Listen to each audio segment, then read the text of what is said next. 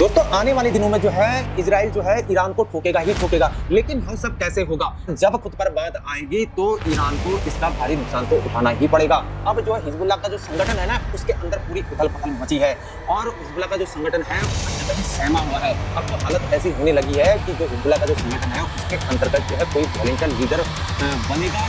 इस पर भी जो है हिजबुल्लाह का संगठन, उसके लोग जो है सोचने को मजबूर है कि जो इजराइल से डरे हुए हैं, सहमे हुए हैं। इजराइल के पास जो है दुनिया का खतरनाक जो हथियार है। तो अगर इजराइल जो है ईरान की जो ऑयल रिफाइनरीज है, उन ऑयल रिफाइनरीज में अगर इजराइल अटैक करता है, उनको नुकसान पहुंचाने की कोशिश करता है, तो पूरा विश्व जो है इससे इफेक्टेड हो सकता है।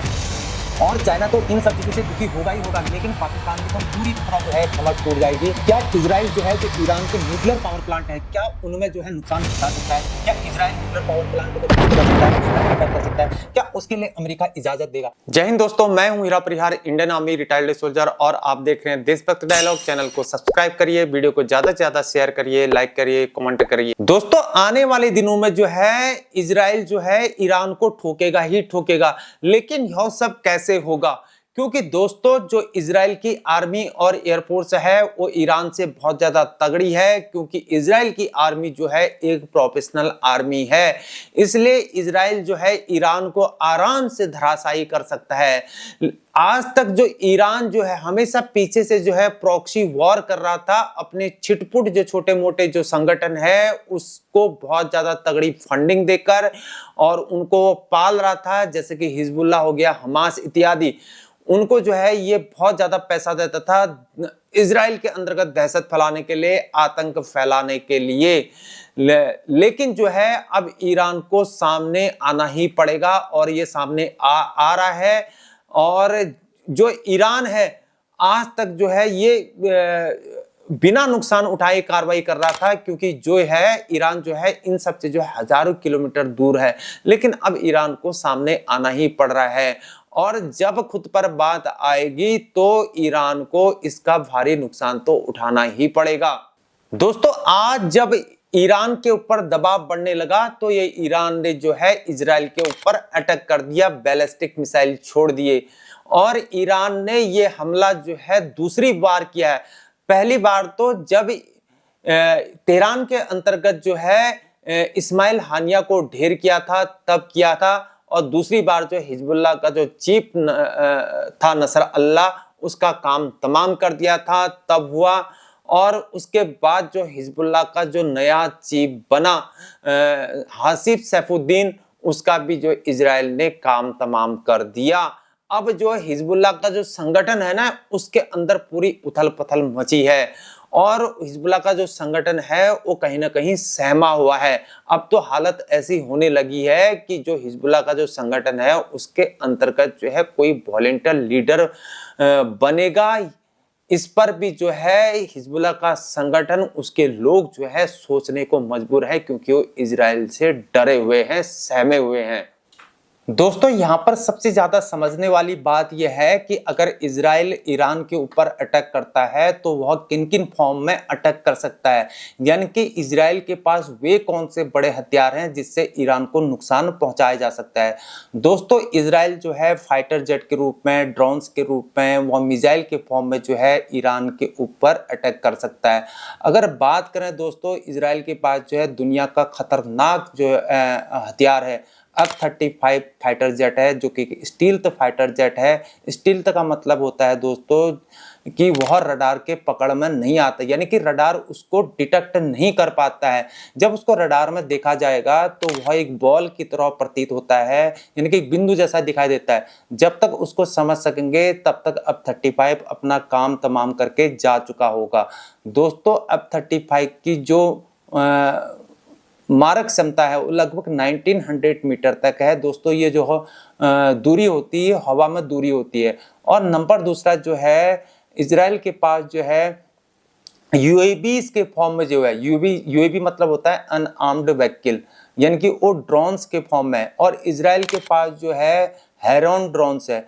दोस्तों इसकी स्पीड कम होती है और लेकिन ये बड़े टारगेट को हिट नहीं कर पाते हैं, लेकिन जो छोटे टारगेट होते हैं जैसे कि मिनी सप्लाई डिपोट हो गया, मिनी ट्रांसपोर्ट डिपोट है, या कोई व्हीकल्स हो गए, उनमें जो है ये अटैक कर सकते हैं, उनका काम तमाम कर सकते हैं, उनको नुकसान पहुंचा सकते हैं। अब सबसे ज्यादा खतरनाक हथियार जो है इजराइल के पास, दुनिया का खतरनाक हथियार जो है मिसाइल के फॉर्म में है।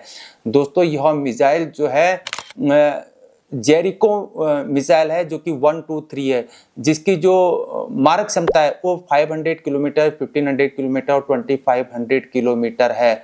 और इससे जो है आराम से जो है जेरिको मिसाइल से जो है ईरान का काम तमाम आराम से हो जाएगा। बड़े बड़े जो टारगेट हैं उनको आराम से हिट किया जा सकेगा और भारी भरकम नुकसान पहुंचाया जा सकेगा।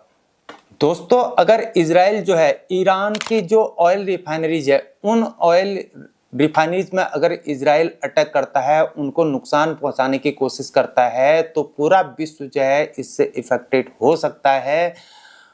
और चाइना तो इन सब चीजों से दुखी होगा ही होगा, लेकिन पाकिस्तान की तो पूरी तरह जो है कमर टूट जाएगी। लेकिन क्या इन सब चीजों के लिए अमेरिका इजाजत देगा? दोस्तों इन सब चीजों के लिए यानी कि ऑयल रिफाइनरीज में अटैक करने के लिए कुछ हद तक तो अमेरिका इजाजत तो दे देगा, लेकिन जो है अमेरिका जो है जो ईरान के जो न्यूक्लियर पावर प्लांट है उनके लिए जो है अमेरिका इजाजत नहीं दे पाएगा। उसके लिए उसको बहुत सोचना पड़ेगा। दोस्तों ऑयल रिफाइनरीज में अटैक करने से, उसको नुकसान पहुंचाने से जो है विश्व भर में ऑयल में जो है क्राइसिस आ सकती हैं, और इससे जो है जियोपॉलिटिकल इशू भी हो सकते हैं। दोस्तों जो ईरान की लोकेशन है वो जो है अदर कंट्रीज से घिरी हुई है। अगर इजराइल ने ईरान के जो ऑयल रिफाइनरीज हैं अगर उनमें अटैक कर दिया, तो जो पड़ोसी जो उनके मुल्क हैं वो भी जो है इससे प्रभावित हो सकते हैं, अफेक्टेड हो सकते हैं, उनको नुकसान उठाना पड़ सकता है। जैसे कि जो ईरान की जो ऑयल रिफाइनरीज है, जो अब्दान रिफाइनरी है, वो इराक कंट्रीज के बगल में पड़ती है, इराक बॉर्डर में पड़ती है, नसरिया के नज़दीक पड़ती है। और वहीं पर बात करें जो दूसरी ऑयल रिफाइनरी है जो कि खार आइलैंड में पड़ती है, वो कुवैत के नज़दीक पड़ती है। और जो तीसरी है असुलैह ऑयल रिफाइनरी है वो कतर और बहरीन के नज़दीक पड़ती है। जो चौथा ऑयल रिफाइनरी है वो बंदर अब्बास ऑयल रिफाइनरी है, जो कि जो है जो अरब है, सऊदी अरब है, दुबई जो उसके नज़दीक पड़ती है। दुबई दोस्तों जो है एक बिजनेस हब है, एक पॉलिटिकल हब है।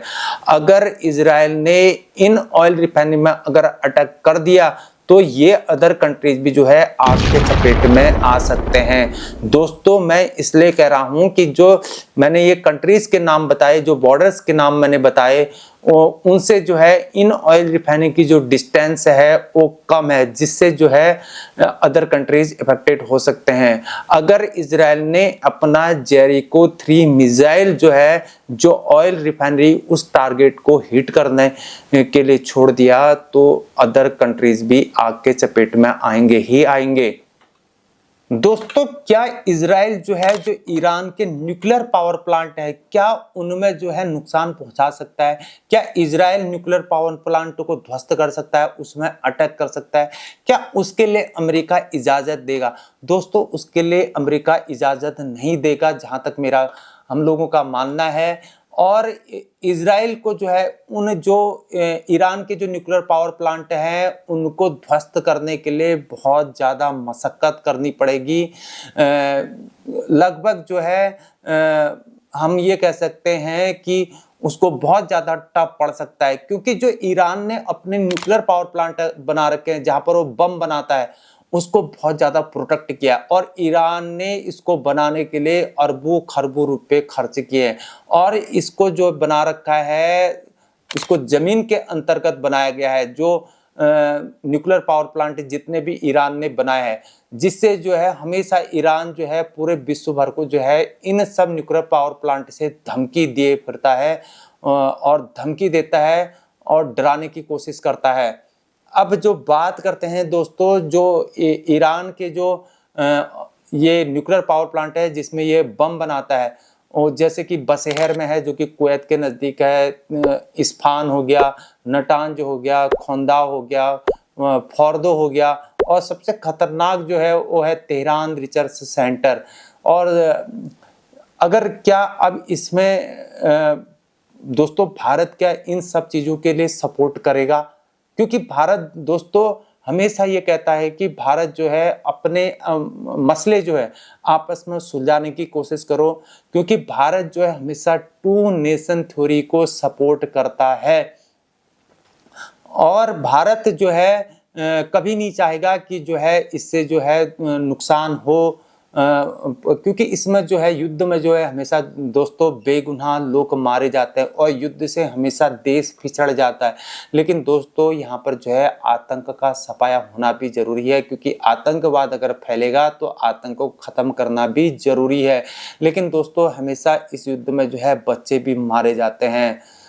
अब सोचने वाली बात दोस्तों, आगे क्या होगा? दोस्तों अगर आपको हमारा कंटेंट पसंद आ रहा है तो हमारे चैनल को सब्सक्राइब करें, वीडियो को ज़्यादा से ज़्यादा शेयर करें, लाइक करें, कमेंट करें। आज के लिए इतना ही। जय हिंद, जय भारत, वंदे मातरम, भारत माता की जय।